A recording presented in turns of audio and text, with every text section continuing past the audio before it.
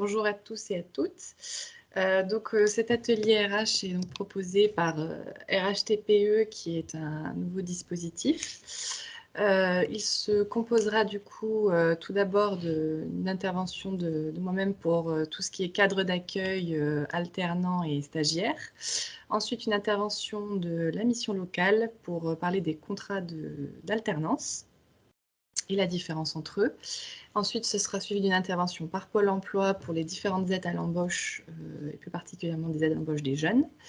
Et ensuite, je conclurai ce webinaire avec les bonnes pratiques d'intégration pour avoir le déroulé complet d'un accueil d'un alternant ou d'un stagiaire.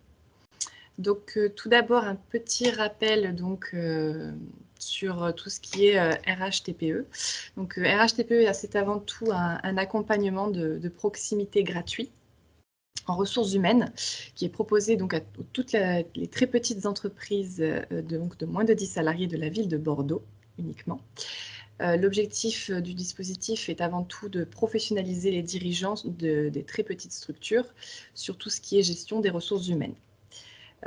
Tout d'abord, on va intervenir sur des thèmes, les différents thèmes des ressources humaines, comme tout ce qui est le recrutement, donc de l'aide à la construction, à l'offre d'emploi, à la fiche de poste, à sa diffusion, puis après à une aide pour tout ce qui est entretien, cadre légal de conclusion du contrat, tout en ayant du coup la possibilité de joindre les acteurs du territoire sur ce volet-là. Ensuite, on va s'intéresser aussi au management, donc les entretiens, des réunions d'équipe.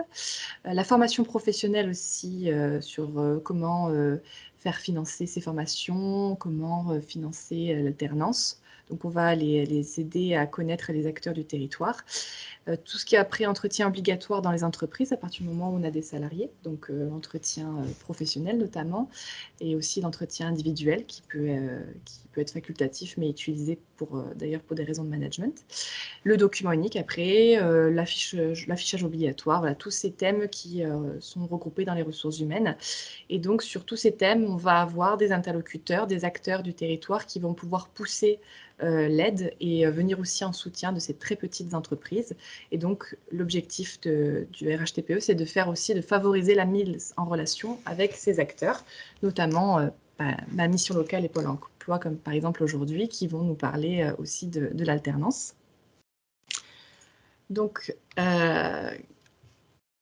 le cadre légal pour l'accueil d'un stagiaire ou d'une stagiaire, avant tout, le stage, ce n'est pas un emploi, ce n'est pas un emploi durable. Le stagiaire est là juste pour venir en appui sur une mission ou une activité. On peut lui confier quelque chose de ponctuel dans l'entreprise, mais ce n'est pas un emploi durable.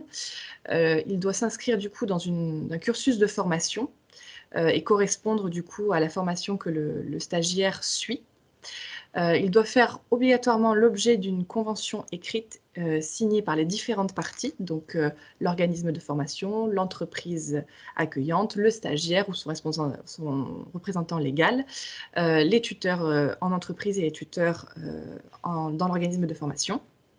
Et du coup, comporter des mentions obligatoires, notamment la durée du stage, le cursus exact avec l'intitulé exact de la formation suivie, le nom de l'entreprise de l'organisme de formation, le nom de l'entreprise, le nom du stagiaire, tout un tas de mentions qui identifient correctement le stagiaire, et y compris ses missions qui vont être confiées durant le stage. Il faut donc dans ce cas nommer un tuteur dans l'entreprise. C'est une obligation dans l'entreprise qui est une personne qui encadre le stagiaire. Et du coup, maximum, le tuteur peut encadrer 3 stagiaires à la fois. Et il ne peut pas dépasser ce nombre, ces 3 stagiaires maximum par tuteur.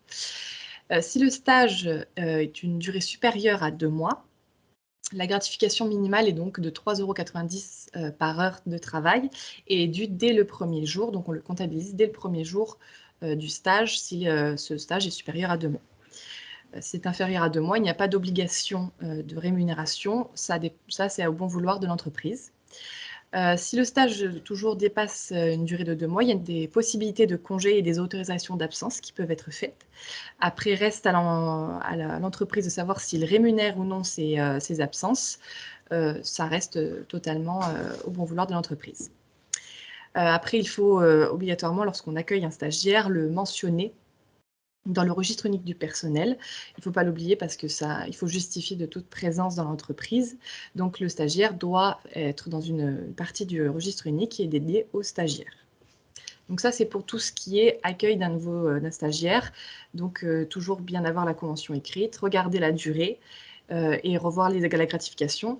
Après, le stagiaire peut également aussi avoir des avantages de l'entreprise, comme tout ce qui est ticket restaurant et restauration sur place, s'il y en a. Ensuite, pour l'alternant, c'est un petit peu plus différent puisque c'est un statut un peu particulier en entreprise puisqu'il a le statut de salarié. Donc avant tout, avant d'accueillir un alternant, il faut choisir donc le bon contrat d'alternance, comme on va le voir par la suite avec la mission locale. Il y a 2 contrats différents, l'apprentissage ou le contrat de professionnalisation. Il faut obligatoirement nommer un maître d'apprentissage en entreprise. Ce maître d'apprentissage d'ailleurs doit avoir un minimum de qualifications pour encadrer la future alternant. Donc soit un niveau équivalent en diplôme préparé par l'alternant ou à une expérience qui justifie de cet encadrement et de la transmission du coup de compétences et de savoir au futur alternant. Ensuite, lorsqu'on a choisi, qu'on a trouvé son alternant, qu'on a choisi le type de contrat, il faut créer et gérer le dossier de financement de cette formation et de l'alternance avec son OPCO, qui est donc un opérateur de compétences.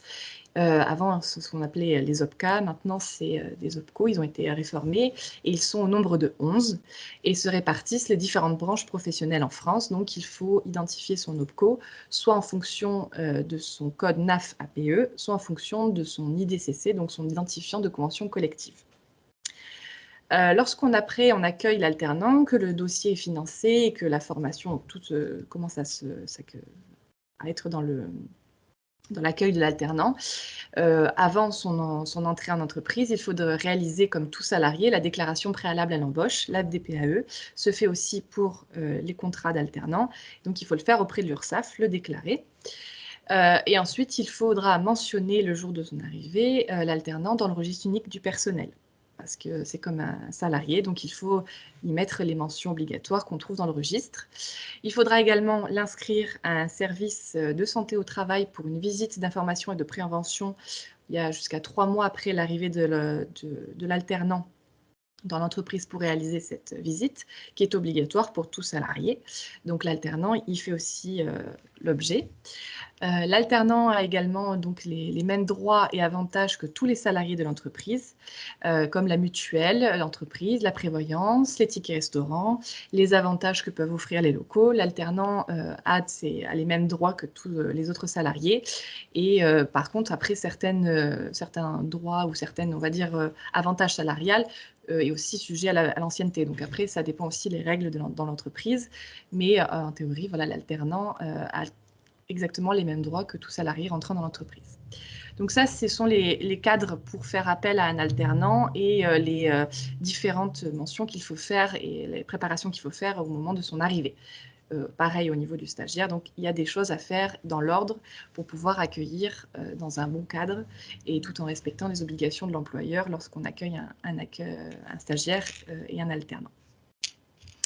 Donc, je vais laisser du coup la parole à la mission locale qui va présenter du coup les différents contrats d'alternance qui peuvent être possibles dans l'entreprise. Je laisse la parole donc à Lolita, à Pinault et à Perrine Grima. Très bien, bonjour, donc c'est moi qui vais commencer. Alors, dans le cadre du contrat en alternance, il existe 2 contrats, comme l'a très bien dit Elisabeth, le contrat d'apprentissage et le contrat de professionnalisation. Donc, le contrat d'apprentissage, il s'adresse à des jeunes entre 16 et 29 ans ou à des personnes sans limite d'âge qui ont un projet de création ou de reprise d'entreprise, les personnes en situation de travailleurs handicapés et les sportifs de haut niveau qui figurent sur la liste ministérielle.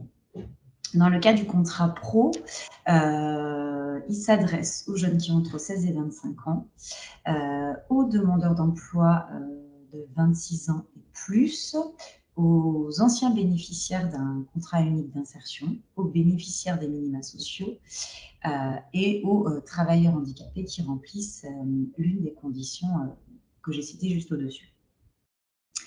L'objectif du contrat d'apprentissage va être d'obtenir un diplôme ou un titre à finalité professionnelle qui est enregistré donc, au répertoire national des certifications professionnelles. Dans le cadre du contrat pro, on va être aussi sur une qualification donc reconnue au répertoire national certification professionnelle, mais on est aussi sur la validation des CQP et des CQPI. Alors les CQP, donc les certificats de qualification professionnelle et interprofessionnelle, sont des qualifications qui sont reconnues par les branches professionnelles. Et en fait, le CQPI va permettre de valider des compétences qui vont être communes à plusieurs branches. À titre expérimental et jusqu'en décembre 2023, on peut signer un contrat de professionnalisation pour valider des compétences qui vont être définies par l'employeur local et bien sûr en accord avec le salarié, mais qui à la fin n'aura pas forcément de diplôme. On peut juste valider par exemple voilà, un bloc de compétences, des modules de compétences sans avoir forcément de diplôme à la fin. Dans le cadre du contrat d'apprentissage, donc on peut signer un contrat d'apprentissage en CDI en débutant par une période d'apprentissage ou un CDD de 6 à 36 mois. Le CDD peut aller jusqu'à 4 ans pour les apprentis en situation de handicap et les sportifs de haut niveau. Dans le cadre du contrat pro, ça peut aussi être un CDI qui débute par une action de professionnalisation, ou alors ça peut être un CDD de 6 à 12 mois. Il peut aller jusqu'à 24 mois pour certaines qualifications. Et il peut aller jusqu'à 36 mois pour les jeunes de 16 à 25 ans qui sont non qualifiés, pour les bénéficiaires des minima sociaux, pour les bénéficiaires de l'allocation adulte handicapé, pour les demandeurs d'emploi inscrits depuis plus d'1 an ou pour les anciens bénéficiaires d'un contrat unique d'insertion. Voilà, ça peut aller jusqu'à 36 mois. Comme l'a dit Elisabeth tout à l'heure, un alternant doit être encadré, accompagné. Donc, dans le cadre du contrat d'apprentissage, il doit être accompagné par un maître d'apprentissage qui possède un diplôme ou un titre du même domaine, d'un niveau au moins équivalent à celui qui est préparé par l'apprenti et il doit aussi justifier d'au moins 1 année d'activité en rapport avec la qualification qui est visée. Ou alors, s'il n'a pas tout ça, il doit avoir exercé pendant 2 ans une activité en rapport avec la qualification qui va être préparée par l'alternant. Dans le cadre du contrat pro, c'est un tuteur, c'est plus un maître d'apprentissage, donc il est choisi parmi les salariés volontaires. Il doit justifier d'une expérience professionnelle d'au moins 2 ans dans une qualification en rapport avec l'objectif de professionnalisation qui est visé voilà, par le contrat. En ce qui concerne la rémunération, donc en ce qui concerne la rémunération, que ce soit pour le contrat d'apprentissage ou le contrat pro, c'est un calcul qui est fait, c'est un pourcentage du SMIC qui est calculé en fonction de l'âge de l'alternant. Dans le cadre du contrat d'apprentissage, donc il est calculé en fonction de l'âge de l'alternant, de l'apprenti, pardon, et de l'année de réalisation du contrat. Pour les deux, dans le cadre du contrat d'apprentissage et le contrat pro, il peut y avoir des dispositions conventionnelles ou contractuelles qui peuvent permettre de prévoir une rémunération plus favorable que ce qui est posé dans ces tableaux. À noter que les apprentis en licence ou en master 2 sont rémunérés sur la base de la 2e année d'exécution du contrat, dans le cadre du contrat d'apprentissage, pardon.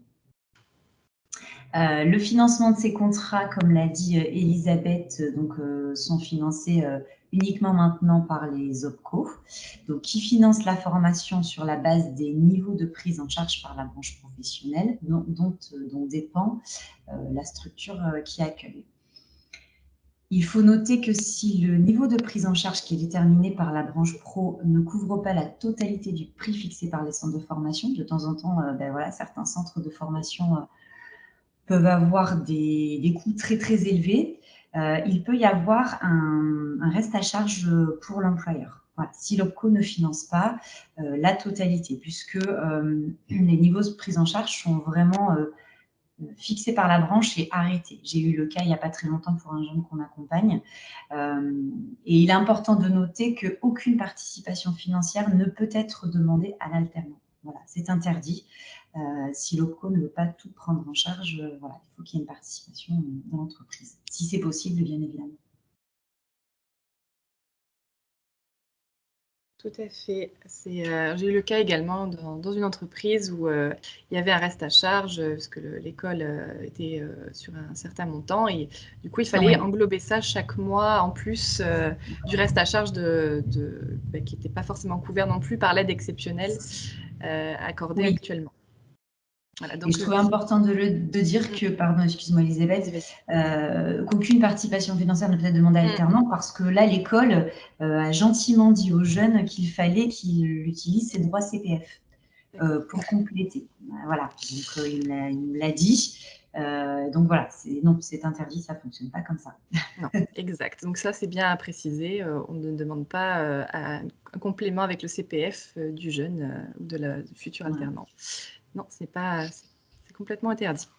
Donc maintenant, nous allons passer à la partie du coup des aides financières, qui est du coup assurée par Perrine, je suppose. Oui, exactement. Alors, du coup, on va parler des aides financières. Alors, que ce soit pour le contrat d'apprentissage ou le contrat de professionnalisation, il faut savoir qu'il y a bien la réduction générale des cotisations sociales patronales de la part du SAF qui sont en exonération. Et dans le cadre du plan Un jeune, une solution, qui a été mis en place par l'État, il y a une aide unique aux employeurs. Alors, pour le contrat d'apprentissage, ça va être apprenti sur une formation qui va du CAP au master. Et là, on est sur 5 000 € d'aide l'année pour les mineurs et 8 000 € d'aide l'année pour les personnes majeures. Et donc, c'est aussi valable pour les personnes, les entreprises de plus de 250 salariés, si absence d'assujettissement à la contribution supplémentaire d'apprentissage, mais là, en l'occurrence, vous ne serez pas trop concernés. Et dans le cadre du contrat de professionnalisation, on a le même montant d'aide, mais ça va être pour du recrutement de personnes en contrat professionnalisation sur des formations qui vont du CAP à la licence pro. Donc sur le contrat pro, on s'arrête à la licence pro et sur le contrat d'apprentissage, plutôt sur le master. Voilà, donc bien 5 000 € pour les mineurs par an et 8 000 € pour les majeurs. Dans le cadre du contrat pro, il y a également une aide forfaitaire de l'employeur pour l'embauche d'une personne de plus de 26 ans qui est versée par Pôle emploi en 2 fois et qui peut aller jusqu'à 2 000 €. Voilà, donc là, se rapprocher de Pôle emploi dans ces cas-là. Dans le cas du recrutement d'une personne donc titulaire d'une reconnaissance travailleur handicapé, il peut également y avoir des aides financières. Dans le cadre du contrat d'apprentissage, elle peut aller de 500 à 3 000 € en fonction de la durée du contrat. Sur des contrats minimum de 6 mois pour une durée hebdo au moins égale à 24 heures.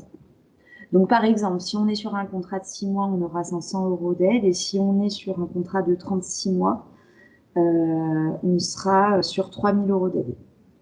Voilà, donc ça s'ajuste en fonction de la durée du contrat. Et sur le contrat pro, cette aide va de 1 000 à 4 000 €, toujours en fonction de la durée du contrat, avec, toujours pareil, un contrat minimum de 6 mois et une durée hebdo au moins égale à 24 heures.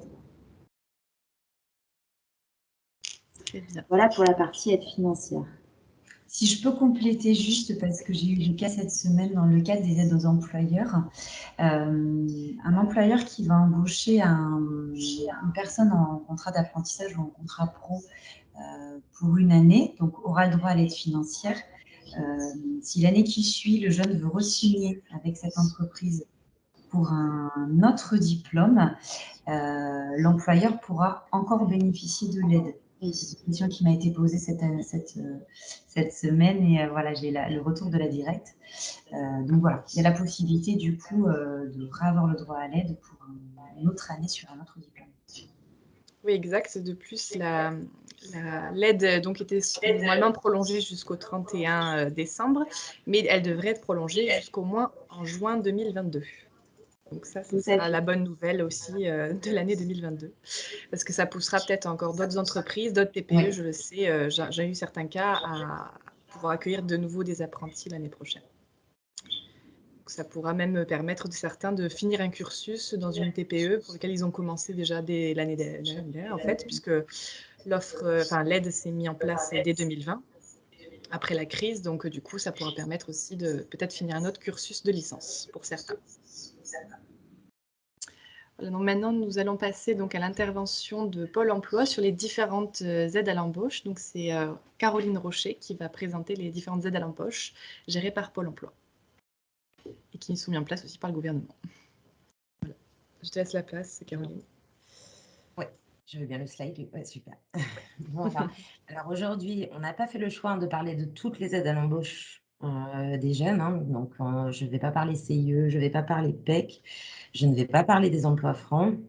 On va se concentrer on a choisi de se concentrer en fait sur ce qui est aide à la formation, puisqu'on était sur un webinaire sur l'alternance des jeunes. Donc, on s'est dit que c'était intéressant de vous présenter ce dispositif parce que dans le cadre des contrats d'alternance, on est très souvent, comme l'a dit tout à l'heure Lolita, sur des formations, on est tout le temps sur des formations certifiantes, qualifiantes, plutôt longues. Il est possible pour tout type d'entreprise de faire des formations courtes, de recruter des personnes en formation courte. Et le dispositif s'appelle l'action de formation préalable au recrutement. Ça porte plutôt bien son nom, ou la préparation opérationnelle à l'emploi. Donc, ces dispositifs-là permettent à des entreprises d'accueillir des stagiaires de la formation professionnelle dans leur entreprise préalablement à leur recrutement. C'est-à-dire, on est sur des formations qui durent au maximum 400 heures, qui peuvent se faire en tutorat interne ou en passant par un organisme de formation externe et qui est soumis à la présentation à l'issue de cette formation d'un contrat de travail par l'entreprise. Dans le cas des AFPR, on est plutôt sur des contrats courts, CDD de 6 à 12 mois. Dans le cas des POE, on est plutôt sur des CDI, des contrats ou des CDD d'au moins 12 mois. Comment sont utilisées ces aides en fait en général par les entreprises? Très souvent, les entreprises y font appel quand elles souhaitent recruter une personne qui soit n'a pas exercé le métier pendant un certain temps et a besoin en fait d'une remise à niveau, ou pour passer des certifications courtes, type CACES, ce genre de formation. Et donc, le financement de ces formations, il faut compter environ, alors ça c'est à négocier avec les services entreprises, mais il faut compter 5 € de l'heure de formation pour du tutorat interne. Là, l'idée c'est vraiment d'indemniser l'entreprise qui va mettre à disposition un salarié pour former un nouveau stagiaire. Donc, il faut compter, ça fait environ 2 000 € sur une formation de 400 heures. 8 € de l'heure pour une formation qui aurait lieu en organisme extérieur. Il faut savoir que ce financement peut être complété par le financement d'un OPCO dans le cadre des POE. La plupart des OPCO cofinancent en fait ce type de convention. C'est Pôle emploi qui en fait la demande auprès de l'OPCO et qui revient vers les entreprises ensuite pour donner le montant du financement. La procédure pour mettre en œuvre ce type de convention est assez simple. Il faut contacter les services de Pôle emploi, donc par le biais du 3995, vous serez orienté vers l'équipe entreprise qui est référente de votre établissement et qui ensuite vous expliquera les différentes démarches à accomplir pour monter le plan de formation. Donc, vous serez accompagné sur le montage du plan de formation.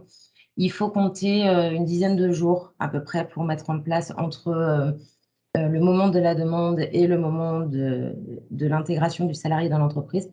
Donc, pour mettre en place ce type de convention, sauf en cas de cofinancement par l'OPCO, là, il faut compter environ 3 semaines. L'avantage de ce type de convention de formation préalable au recrutement, c'est que le salarié, enfin la personne recrutée est stagiaire de la formation professionnelle au sein de l'entreprise pendant toute la durée de la formation et ne passe sous contrat de travail qu'à l'issue.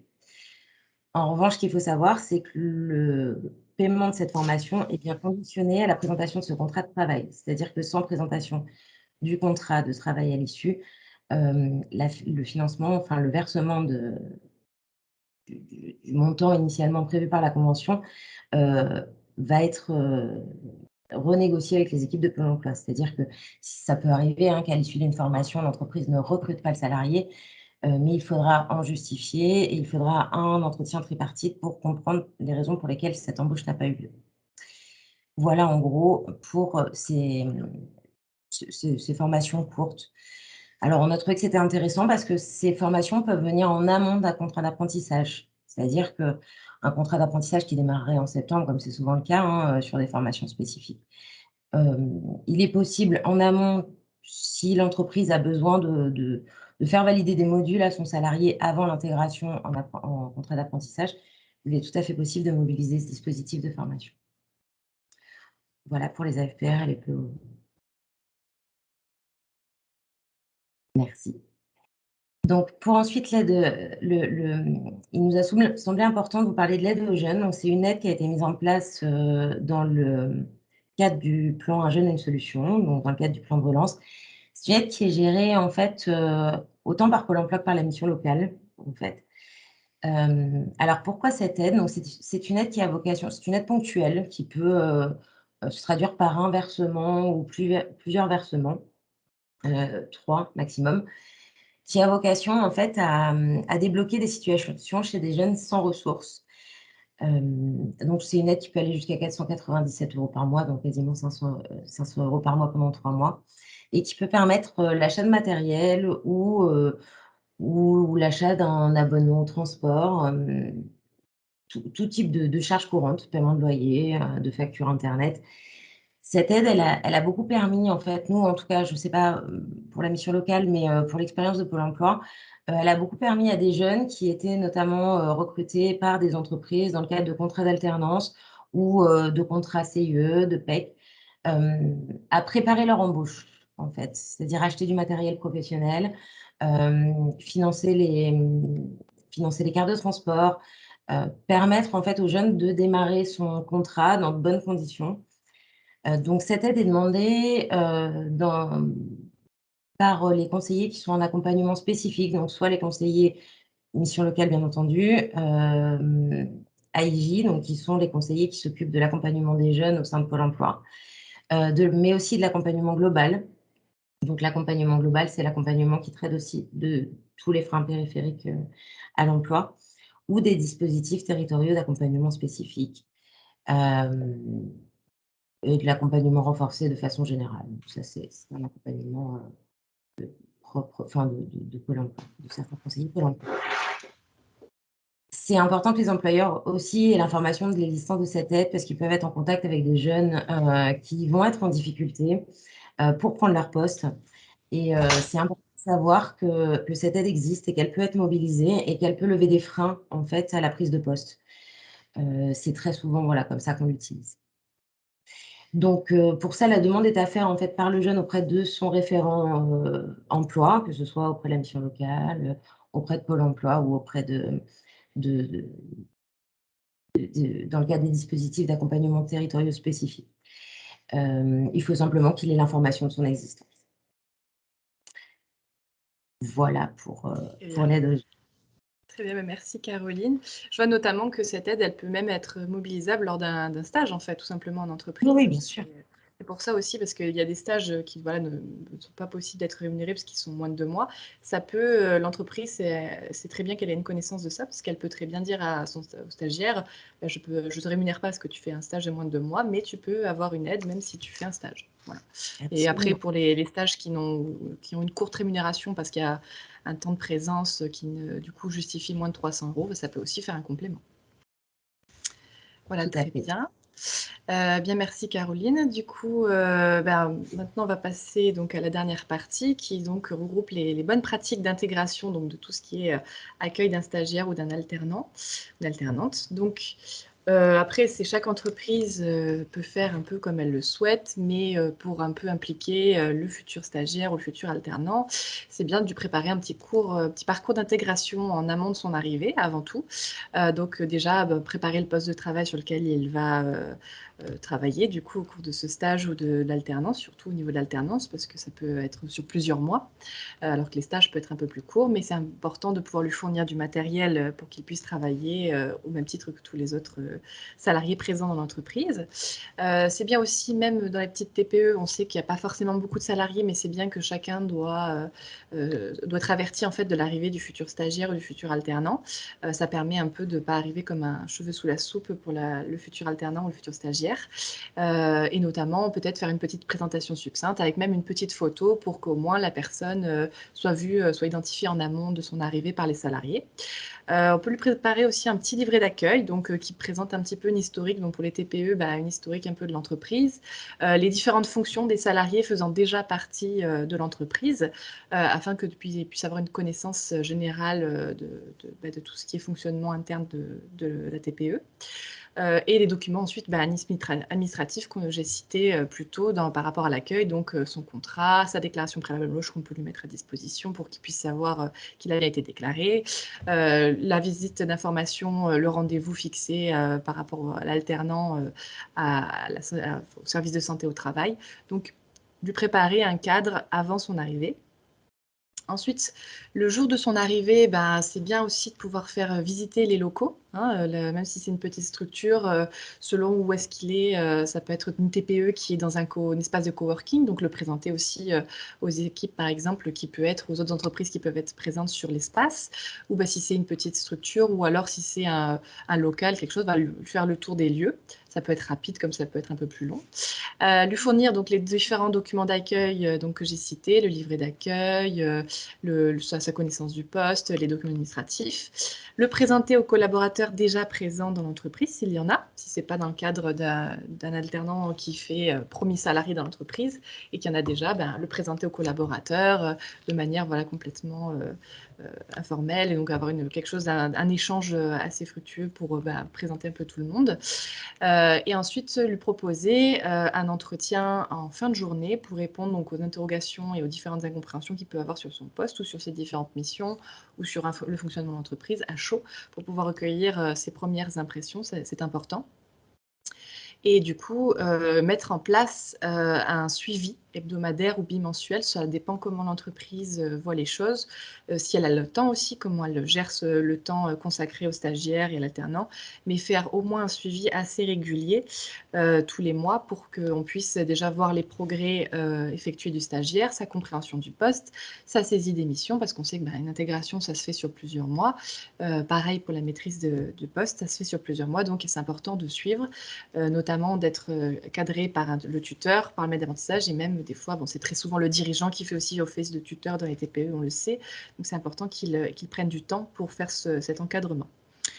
Une petite chose aussi qui peut être sympathique pour avoir un peu une connaissance des premières impressions et sur le plus long terme, c'est de demander un rapport d'étonnement au stagiaire ou à l'alternant. Ça varie selon la durée, hein, bien sûr, de sa présence en entreprise, mais au minima, de 2 à 4 mois après son arrivée, lui demander un petit peu comment il a ressenti son arrivée dans l'entreprise, le suivi derrière, son encadrement. Ça peut permettre un peu de voir un peu où sont les manques, où ont été les difficultés aussi de l'apprenti ou du stagiaire. Et donc, ça permet d'avoir une vision un petit peu de toute son arrivée. Et comme on peut le faire avec un salarié aussi, on peut demander un rapport d'étonnement à un salarié nouvellement intégré. On peut le faire aussi pour un stagiaire ou un apprenti. On peut même faire des petites choses innovantes, on le sait, dans les startups, il y a même des fois des petites vidéos, une petite présentation succincte du nouvel arrivant sur les réseaux. Ça peut être une bonne façon de fonctionner pour pouvoir aussi un peu fidéliser le stagiaire ou l'alternant, parce que si ça fonctionne dès le début, ça peut être un futur salarié aussi qui reste dans l'entreprise, et c'est important de le faire dès son arrivée, même sur des fonctions de stage ou d'apprentissage. C'est important de pouvoir le fidéliser sur le long terme si on veut aussi se développer. Ça fait partie des éléments clés des TPE, de pouvoir mettre en avant ces salariés aussi sur les réseaux. Par exemple, dans les startups, on le sait qu'ils sont très connectés, qu'ils sont sur le numérique et sur le digital. C'est important de pouvoir avoir tout ça, une bonne ambiance et une bonne fidélisation, une bonne visibilité.